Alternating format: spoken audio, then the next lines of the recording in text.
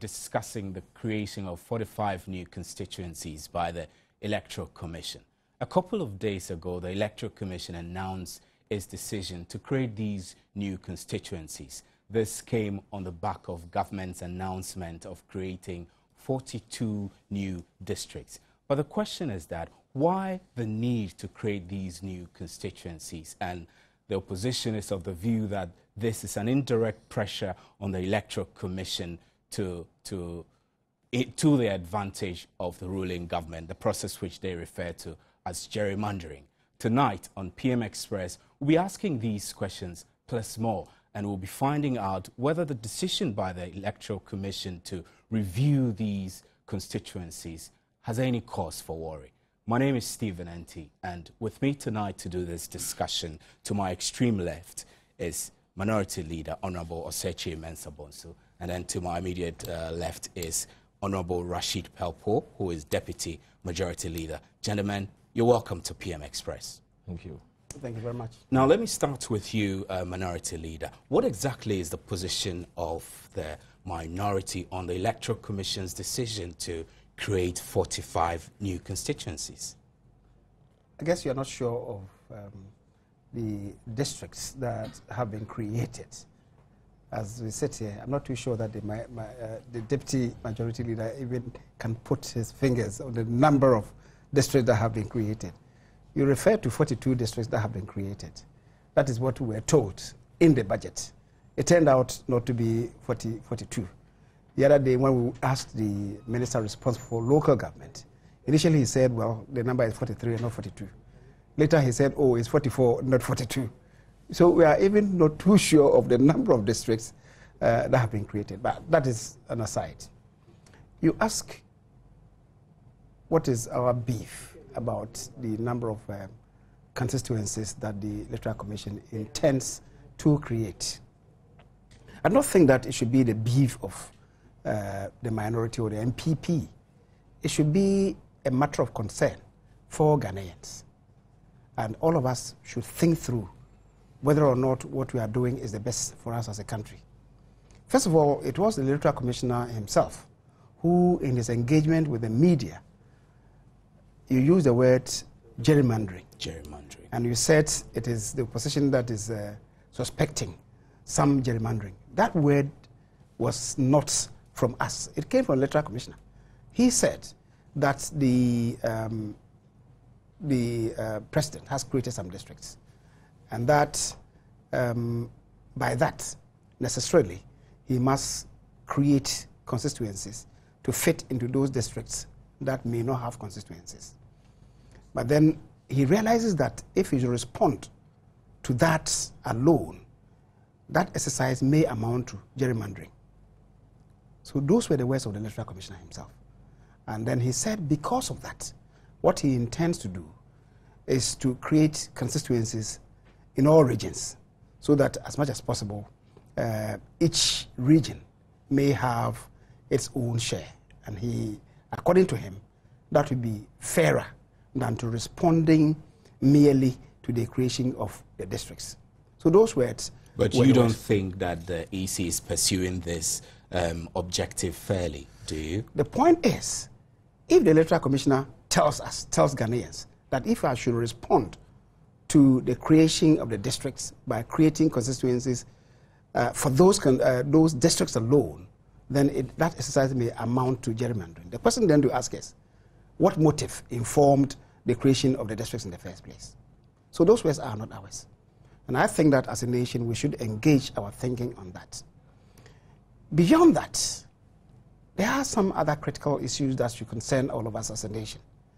It is not for nothing that the Constitution provides that the review of boundaries, and of course, the power to review boundaries of constituencies is an obligation imposed on the Electoral Commission by Article 47, is it 5?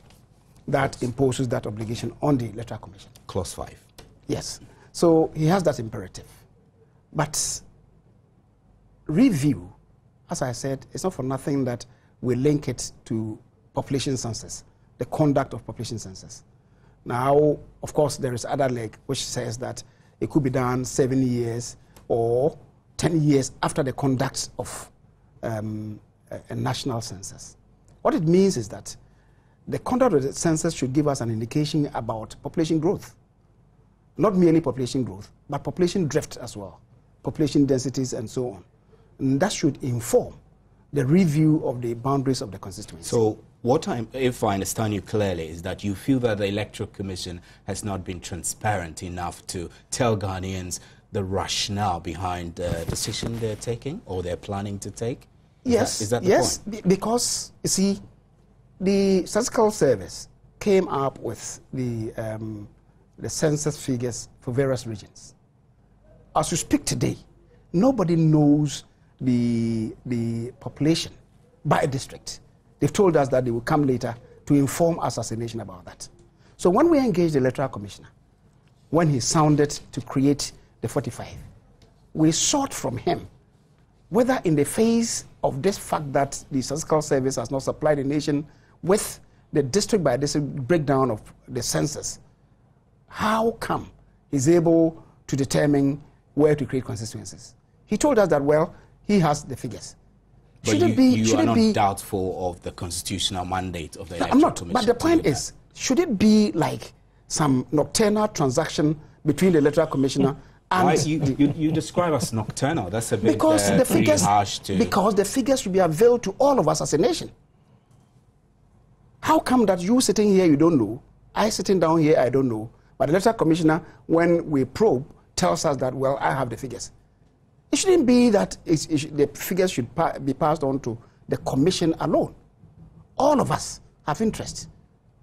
All of us, the various NGOs, the various research institutions have interest in the figures to be provided by the Statistical Service. It shouldn't be like, because we want to do this, you have it to do your job. Now, that is the worry. Honorable Rashid Pelpo, you've heard Osei Chairman Sabonso. Are you in agreement with the concerns that the opposition is raising, which he's mentioned some of them, from your perspective as Deputy Majority Leader? What's your view on all this process and the decision to review the number of constituencies? Well, thank you very much, and good evening to listeners. I think that the Electoral Commission has good reason to do what they are doing.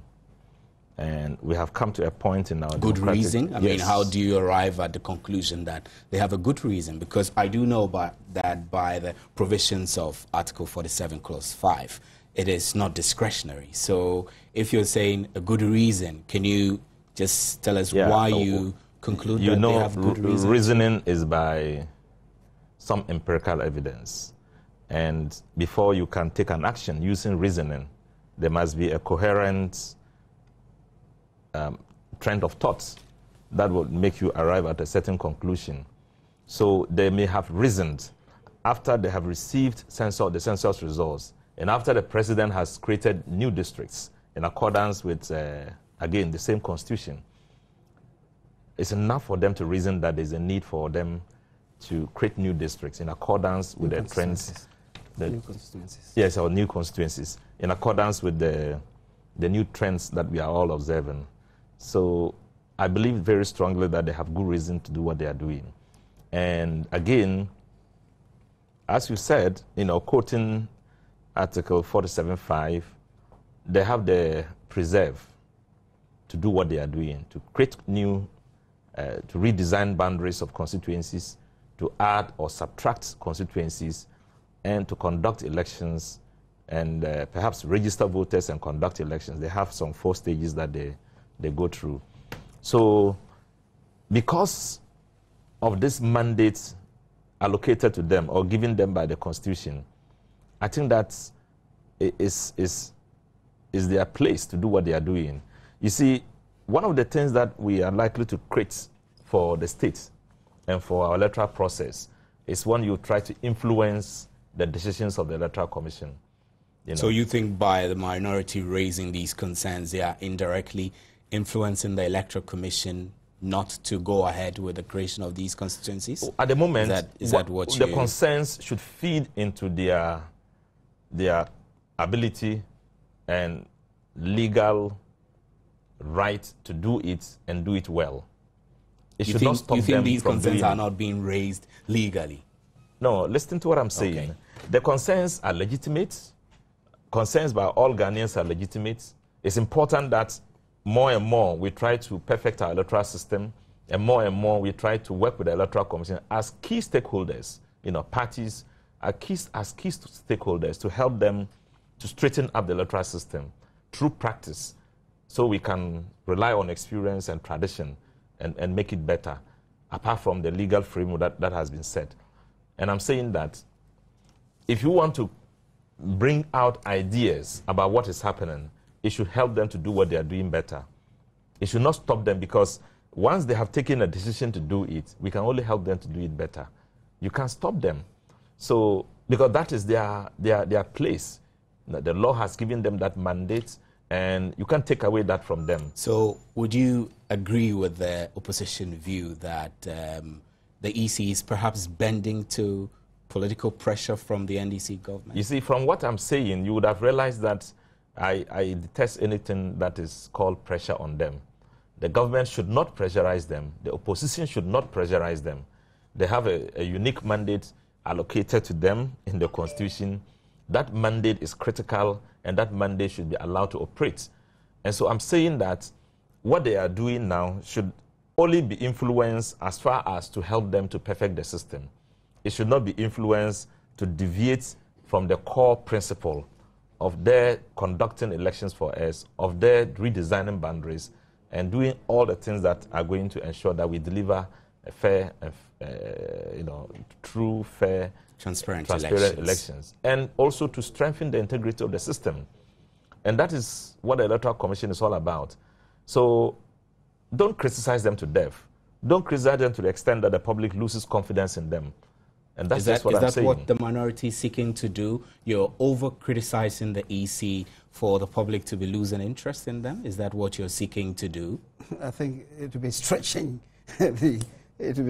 this too far, and I think nobody should pursue that course at all. But we criticize to reform and not to destroy. And I've already indicated that the Electoral Commission has that obligation imposed upon it by the Constitution, Article 47(5), to review the boundaries of constituencies. The review, we must all agree, doesn't necessarily have to translate into upward adjustment of the figures always. It doesn't. I don't know of any democracy where this is the order of the time, such that every 10 years we review upwards. But in 2004, your party was in government at the time. The EC in your regime started the process of reviewing, and they did indeed review upwards. First of all, 30, yes. At the time, some of us raised the issue, whether or not we could go on this path. Of course, my voice was not as deep as perhaps today. I'm talking about at the time. Yeah. However, I don't want us to go there, because then somebody would say that, well, it was also during the... Why shouldn't we go there? No, I'm saying that would that be a reference point for us. The reference point then would also then have to go, back to the initial creation of 200 constituencies. Before we started in 2000, in 1992, it used to be 140. It was during the era of the PNDC, when entering into the Fourth Republic, the numbers increased to 200. Hitherto it had been 140. That's why I'm saying that I don't want us to go there. In any event, if somebody committed murder yesterday and the person was not caught, would you say that if anybody did it today, it would be justified? What I mean is that if something was bad yesterday, or I wouldn't say it was bad, was not good yesterday, it cannot be justified today. However, let's even make the distinction. What happened in 2004? The Electoral Commission created constituencies. Thereafter, districts were created. Today, districts have been created, and the Electoral Commission's hand is forced to create constituencies. That's the difference. But I'm saying that I don't even want us to go into how they came about in the first place. What, as a nation, we should concern ourselves with is the fact that we can't go on this path of giving ritualistic interpretation to this, that, as my colleague said, that he has good reason to believe that they have the right to create it, and what they are doing, there's nothing wrong with that. The Electoral Commission is made up of human beings who are prone to error. And as a nation, we must review their own decisions to see whether or not it inures to the benefit of this country. And I'm saying that I do not in any way disapprove of the fact that the Constitution imposes an obligation on them. But I'm saying that I don't know of any democracy when every 10 years the numbers of their parliament keeps increasing. As a side note, I was telling colleagues that, and my colleague, the Honorable Rashid, would bear with me that as the architecture of parliament is today, I don't even know how we're going to accommodate 45 people. Mm-hmm. I don't even know how. And the Electoral Commission, when the attention was drawn to it, responded that, well, in Westminster, a lot of members of parliament stand. They have nowhere to sit. So if we have such a situation in Ghana, he doesn't worry. And I thought it was most unfortunate. But talking about constitutional imperatives, he says he finds solace in Article 47.5, which says that, well, he can review the boundaries. But then he distances himself quickly from Article 47.3, which suggests that there should be a population quota. That one is a constitutional imperative. And then he says, for that one, when we ask the question, he said, well, I have a formula. What is the formula? He says, I have assigned weights. Land is 1, population is 9. That is the formula. So what does the formula translate into by way of population quota, which is a constitutional imperative in 47.3? So you think that the Electoral Commission is creating these situations for the doubts you're having and yes, the concerns you're raising? Unnecessarily. And it shouldn't go into that. And then you see, I have always argued that democracy is about representation.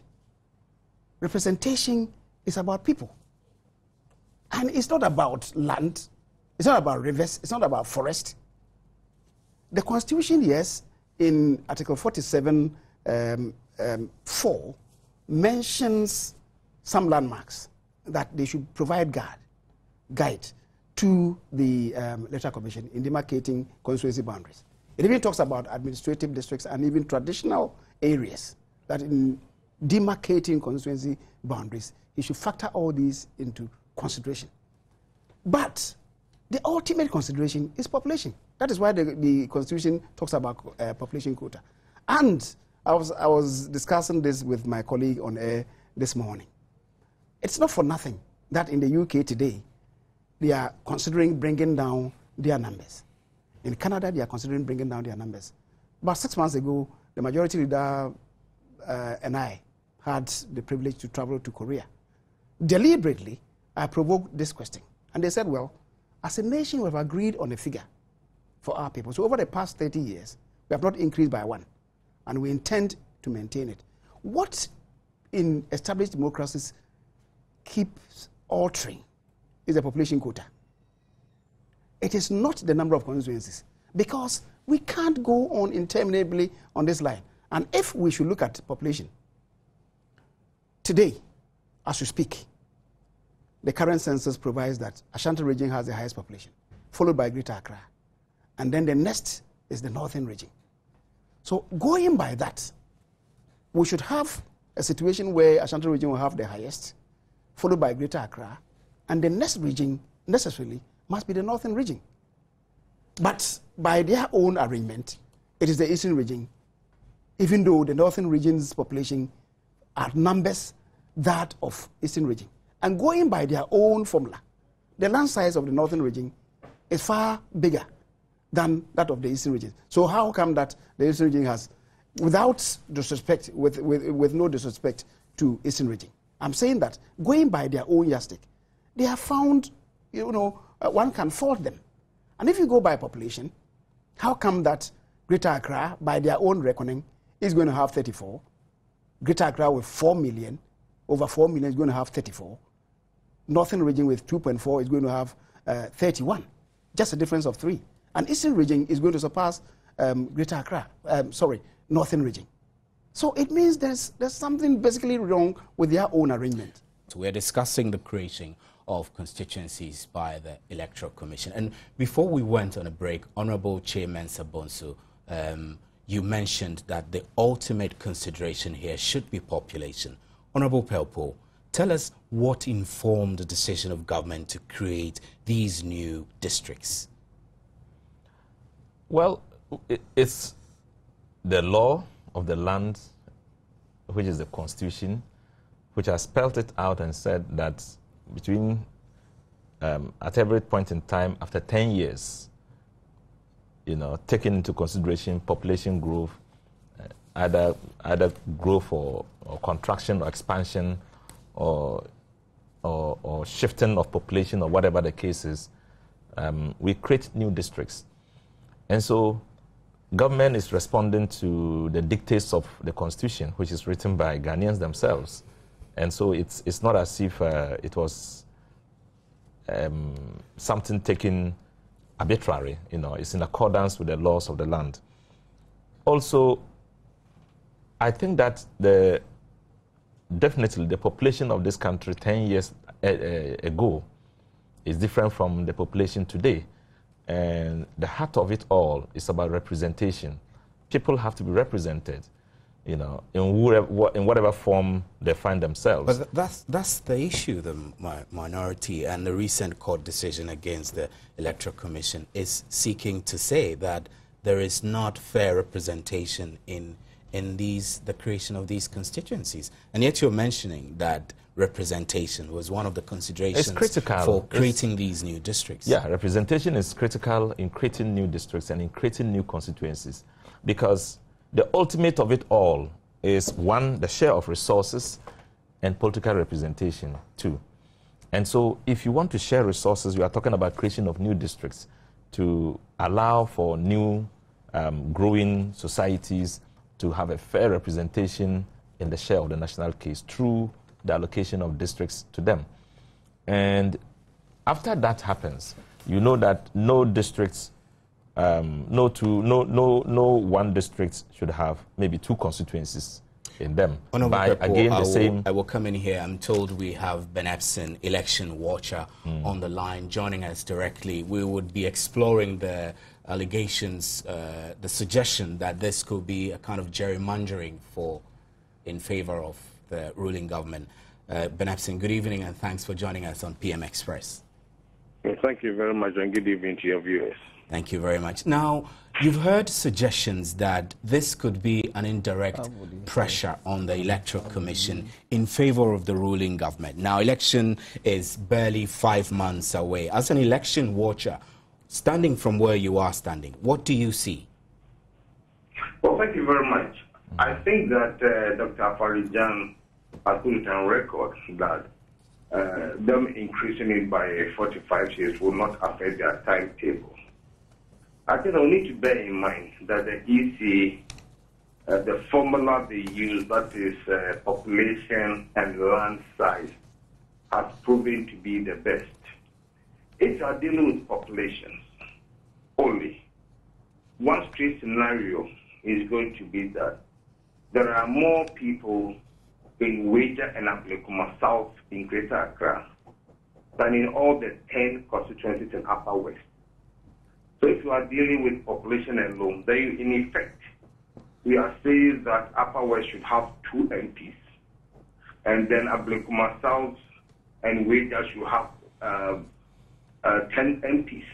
So Ms. Epson, let me come in. So your view is that the minority's position and the recent court case against the Electoral Commission, which says that this is unfair in terms of representation and numbers, you disagree. You think that the Electoral Commission is absolutely on the right course to use this formula in creating the constituencies?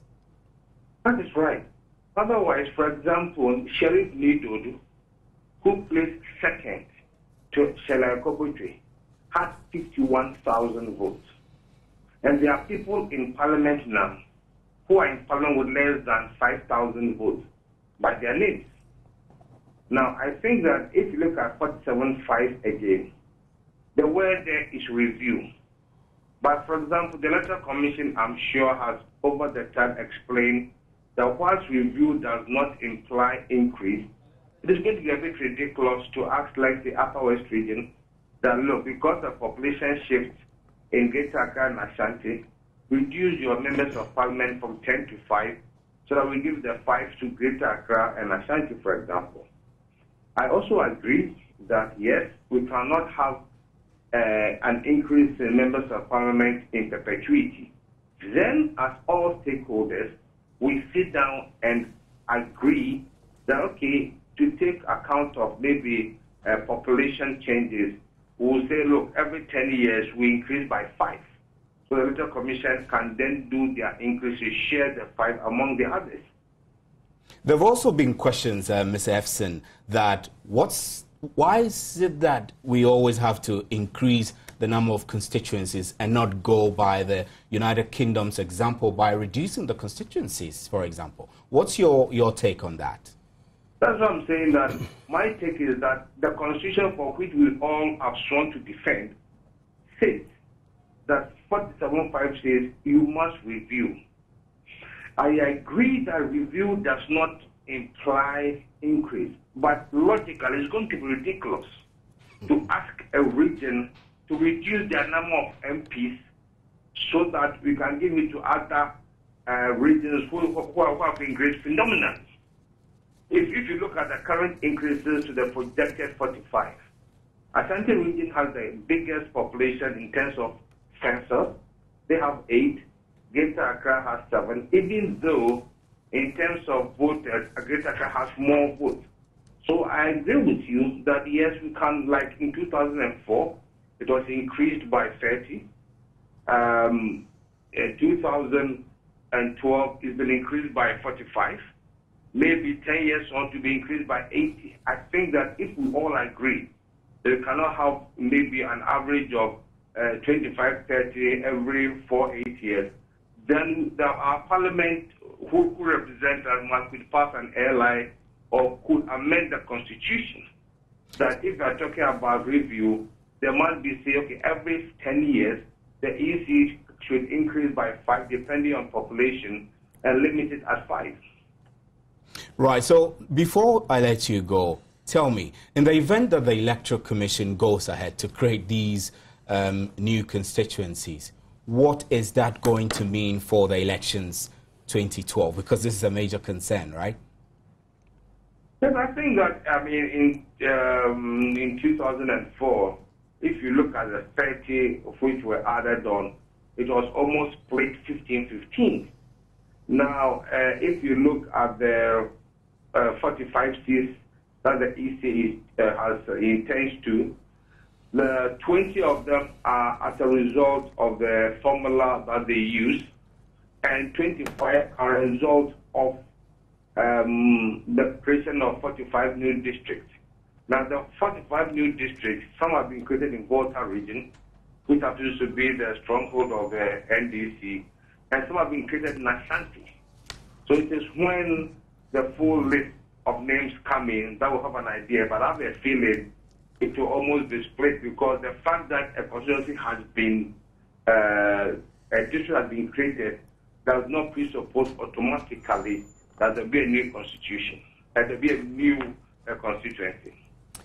Thank you very much. That was Ben Efson. He's an election watcher. Honorable Purple, you heard Ben Efson. Now, before I went on the line, you were justifying the reasons why government created these new constituencies, based on which the EC has come up with suggestions to also create government creating new districts, and based on which Electoral Commission is also creating new constituencies.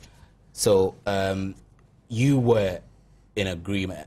Were you in agreement with what Mr. Efson was saying? Yeah, he's doing some analysis different from the reasons government has created these new districts. So, if I understand, government didn't take into consideration election issues before creating these districts. What right? government did, you know, the reason for the creation of the new constituencies are of twofold. One, because of population, and because of, you know, the permutation that they use, you know, population and then landmarks, or land area, land mass, and, you know, the size of the land and the size of the population, which they try to use to justify the creation of new constituencies. The other was the creation of the new districts, which has necessitated, you know, the EC stretching the number of constituencies beyond their expected numbers. So they are twofold. Now, one came as a result of an unavoidable situation of growing population.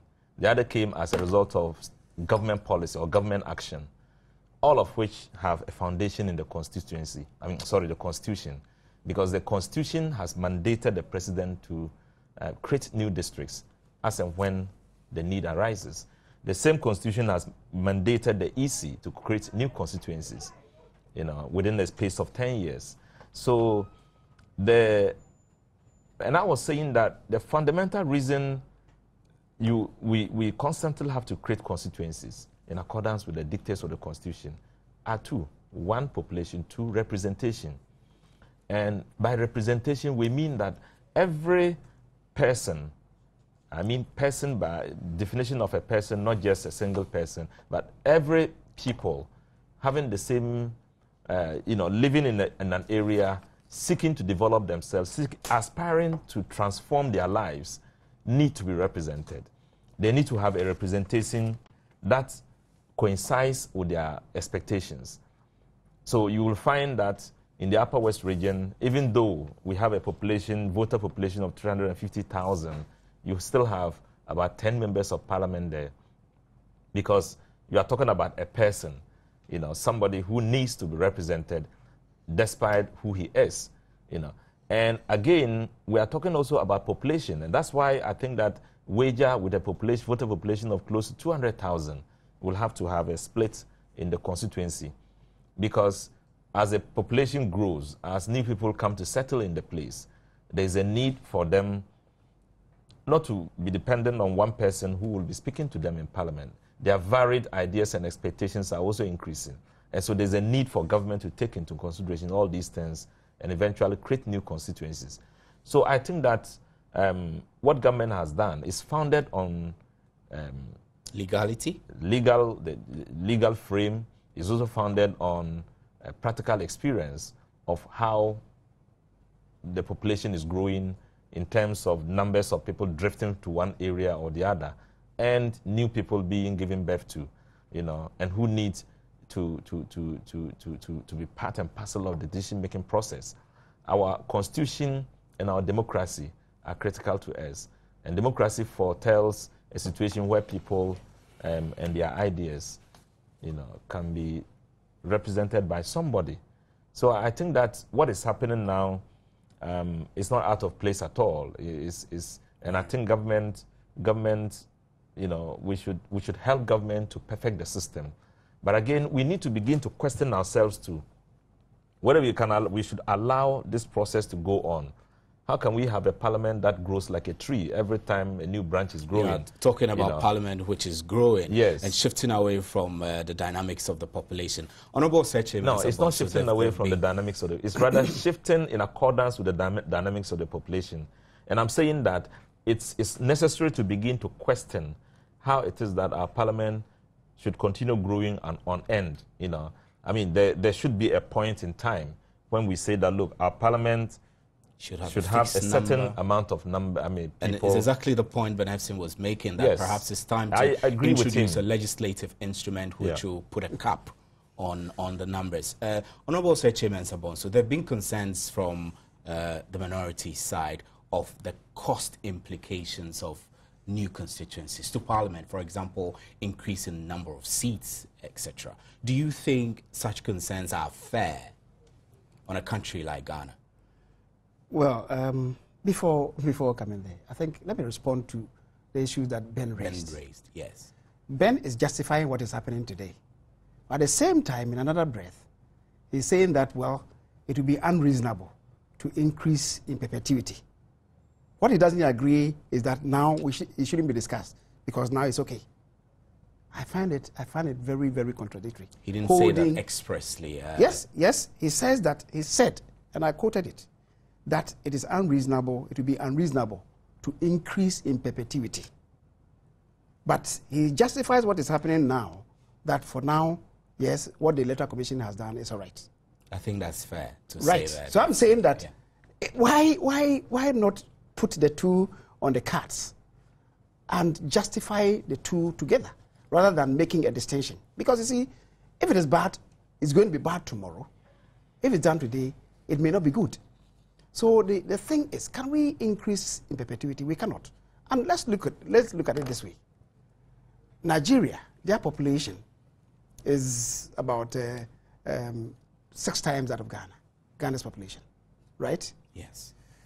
The number of parliamentarians in Nigeria is about 600, right? We started with 200. We are moving towards 275, right? Almost half of Nigeria's population. When we began with 200, the population was 18 million. So it means that 36 million, the number would increase to 400, going by this pace. It's certainly unreasonable, and people must, confront this boldly. Besides, Ben is saying that, my colleague here agrees with me, that ultimately we cannot keep on increasing. Ben says that he draws the distinction between Wager and Upper West and says that if Wager should have 2 members of parliament, then the whole of Upper West will have 2 members of parliament. It doesn't necessarily mean that. What the language of the Constitution is that, and that is provided for in Article 47.3. And with respect, let me quote that. It says, the boundaries of each constituency shall be such that the number of inhabitants in the constituency is, as nearly as possible, equal to the population quota. Yes, as nearly as possible, equal to the population quota. Now, we have 230 constituencies. Today, the number is about 25 million.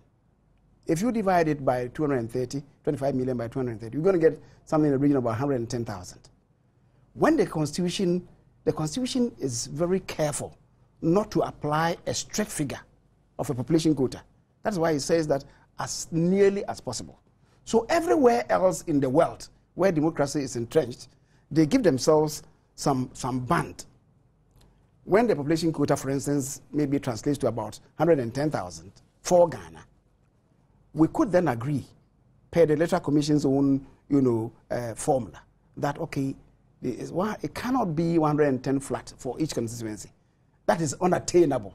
So we would agree that okay, if maybe this is the quota, but plus or minus 20,000, for instance, I'm just quoting an arbitrary figure, plus or minus 20,000, you qualify for a constituency, which then may mean that if you hit 130,000, then the spillover should go to another constituency. That is where the engineering of the boundaries come in. If you are less than 90,000, you don't qualify for a constituency.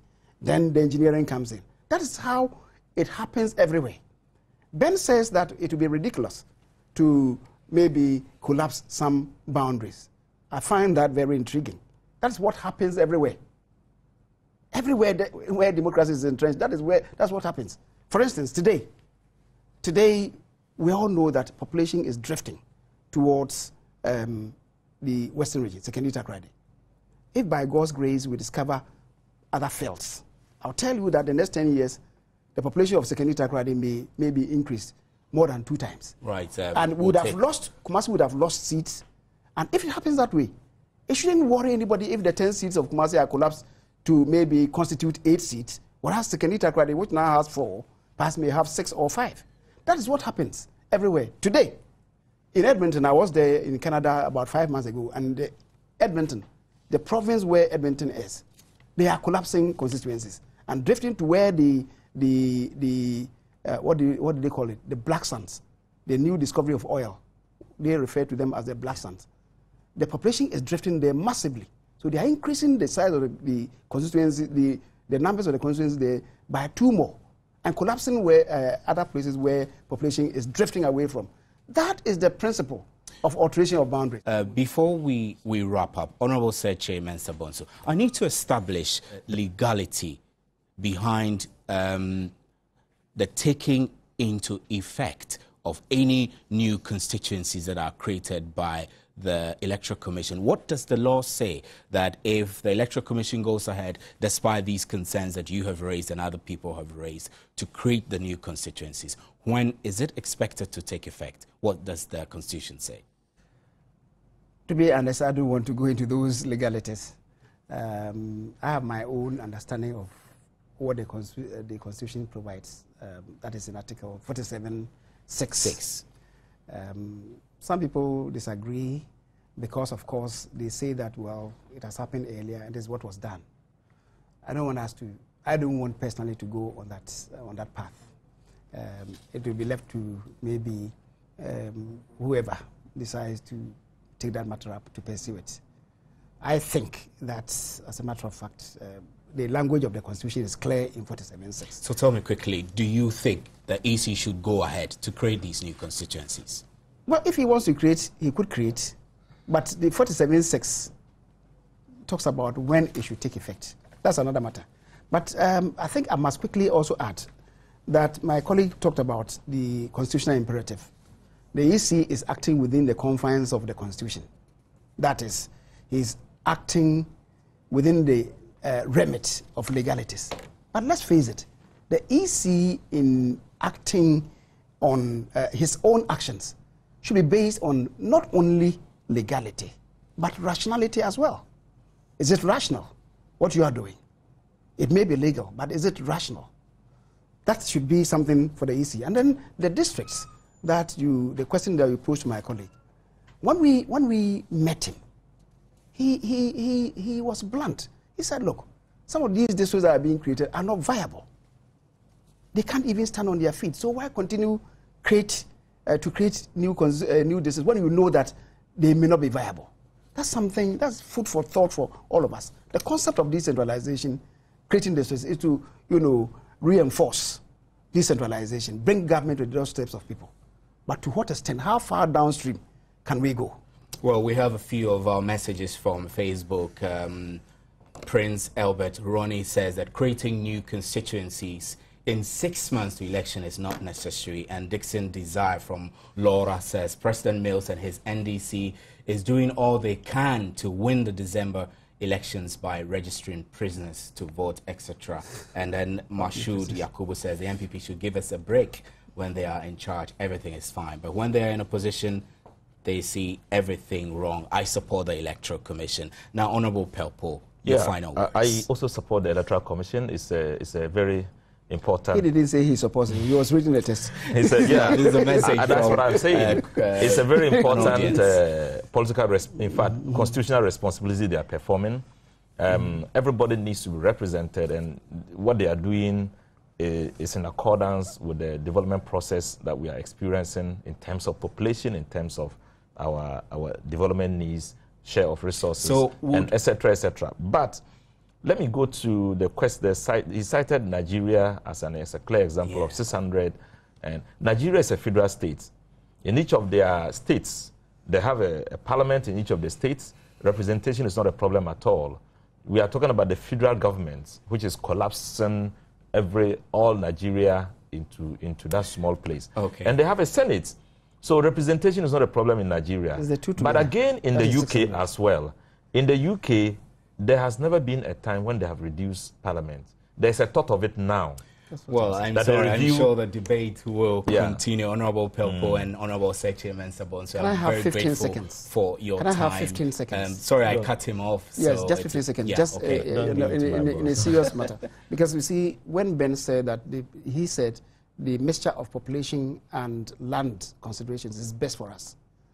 He may have to explain to us how come that Northern region is bigger than the Eastern region, has a higher population than the Eastern region. But by the reckoning of the Electoral Commission, they have fewer seats. They are going to have fewer seats. Well, I guess the debate will continue from outside the studios and in your homes and wherever you're watching.